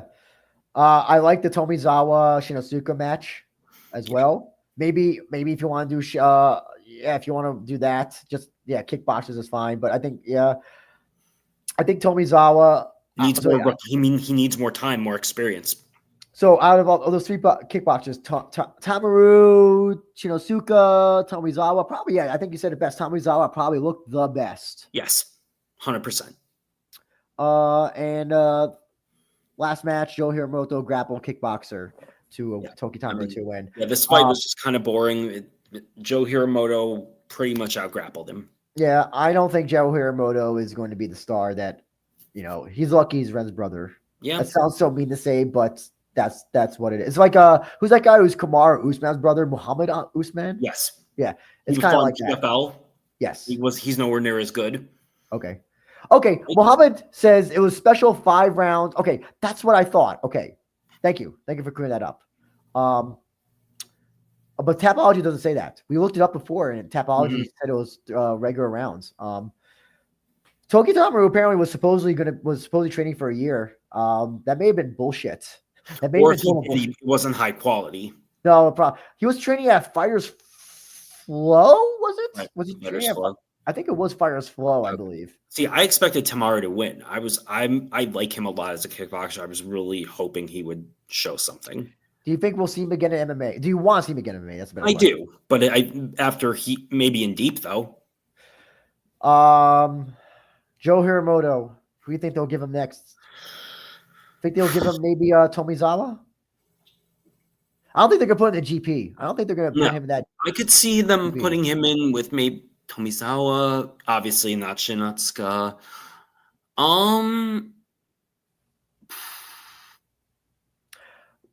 Probably a kickboxer. You think another kickboxer? Maybe someone from Breaking Down. Oh, that's true. Yeah, we got some Breaking Down on the Sapporo show. Yeah. Toshizo. Yeah. Is he 125? I'm not sure, but someone from Breaking Down. Okay, that sounds about right. Continue that Breaking Down, JTT, Black Rose thing. Listen, I think that makes very compelling matches in my personal opinion. Yeah. Oh, Rice Boy. I thought is he fly or bantam? He did bantamweight. No, well, did he fight Maeda? No, I fought Maeda at catchweight. Catchweight, okay. The fight he had that first fight he had on New Year's Eve was bantamweight. Okay, but I think it was also kind of an amateur fight. Okay, but if he can make featherweight or flyweight, yeah, why not? Okay, yeah, I have no problem with that. Listen, I like it when prospects go against each other. I know a lot of people don't like it, but at some point they're gonna have to fight someone. Exactly, yeah. Why not have them face each other? Falling Star says, do you feel it's time for RIZIN to do its performance monies that the other promotions do? It's advantage that it saves RIZIN money, disadvantage that RIZIN loses potential fighters out of its hook. I can tell you for a fact they offer finish bonuses. They do offer finish bonuses. I don't know if they have like a secret fight at night bonus or something like that, but they do have a finishing bonus. They do that. They have that for all their fights, MMA fights. I presume they're kickboxing matches as well, but I'm not 100% sure. You would think. Yeah, but they do have it for the MMA matches. I can tell you 100% they do. So, Mike, before we go, we got to unfortunately speed this up. I want to ask, what were your favorite fights and finishes of the night? Okay, three favorite fights would be Ersin and Tomizawa. Akimoto and Takagi, and Kleber and Shaydullaev. Okay. And then finish Shaydullaev and Kleber, Shinotsuka Hiroya, and Asahisa and Uzatsuyo. Okay, my favorite fight for me for tonight was Akimoto versus Takagi. Just a great example of an MMA fight, in my opinion. Mm-hmm. Like, where both guys would end up enhancing their reputations. Yes. Finish of the night, Shaydullaev, obviously. Excuse me. I'm so sorry. Ueda over Shibisai. Yep, that's and Nakamura over Sakuraba. I have to go with. Yeah, that's basically it. If you want, again, I think the show had some great things and some bad things. I think we could agree that there's too many fights. They could have cut out some stuff, cut out the fat. They could have, but they wanted to load it because it's the Tokyo Dome. Yeah, they're not going to do this every. They're not going to do this every show. Well, I know that Sapporo show is it's going to be having 16 fights possibly. Yeah, so. Well, they load those shows up because they want to bring potential local draws in for peanuts. I know. Anyway, Mike, where can people find you if you want them to find you? I'm on the Discord server at by my new nickname, apparently, Mr. Ohio. Yeah. Thanks, Andrew. And then that's about it. Okay. You can follow the podcast at We Are RIZIN Pod. Please also like and subscribe and comment. It helps the algorithm. I know it sucks. It's dumb. It's stupid, but that's how people will subscribe and find this. And Again, this is the A podcast. This is the #1 RIZIN podcast. I want people to see this and learn about RIZIN, to use it to watch and enjoy RIZIN and to talk about RIZIN. So please like and subscribe if you aren't already, and comment as well. And join the Discord as well. RIZIN FF. You can find us. If you don't have a link, I can send you one as well. And again, you can rewatch the replay on RIZIN.tv. If you don't want to watch, want to watch the main event, it's available on YouTube. They'll probably be uploading shows as well. We have let's see. Please promote the 10th anniversary. Oh, yes. So there are some 10th anniversary shows coming up where we're going to talk about the best of RIZIN in 10 years, best finishes, best fights, moments. We're going to be looking at that. We're going to be looking at 10 years as well. No timetable for when they are. I might have some very special guests for those shows, by the way. Some very special guests, I'll just put it that way, who have never done a podcast before as well. So just be on the lookout for those.